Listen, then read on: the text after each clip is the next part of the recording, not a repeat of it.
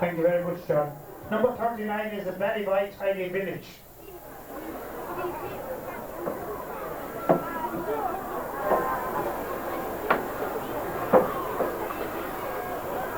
Now, there was a hat factory in Ballyboy at one time. That was way back in 1730, would you believe? 275 years ago. Sorry, I'll read it properly as well. In 1730, a law was enacted in England compelling both male and female to wear headgear. And so hat factories were established all over England and Ireland. In 1820, a hat factory was established in Ballyboy to manufacture headgear. There was already a woolen mill in Ballyboy which made woolen blankets and other wearables.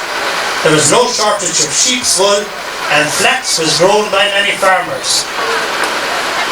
Hand looms and spinning wheels converted the raw materials into wood.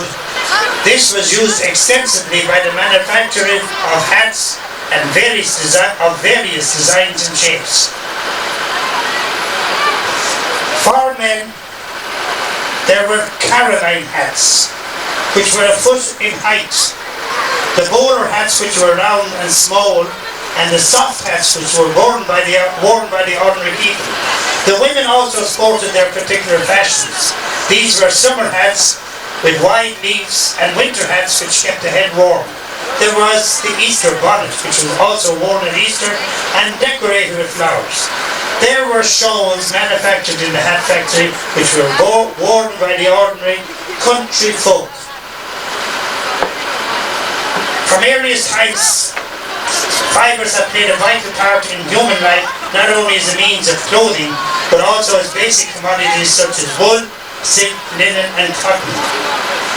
Without the skill to spin and thread and to weave it into cloth, textiles as we now know them today would not exist. The invention of the spindle for twisting fibres into yarn was on a level with that of the wheel in terms of importance for the progress of civilization. And you can see it all in action there on the float. The earliest known evidence in Ireland of woven materials was about 16,000 BC. So important skills were the skills of spinning and weaving in early Ireland.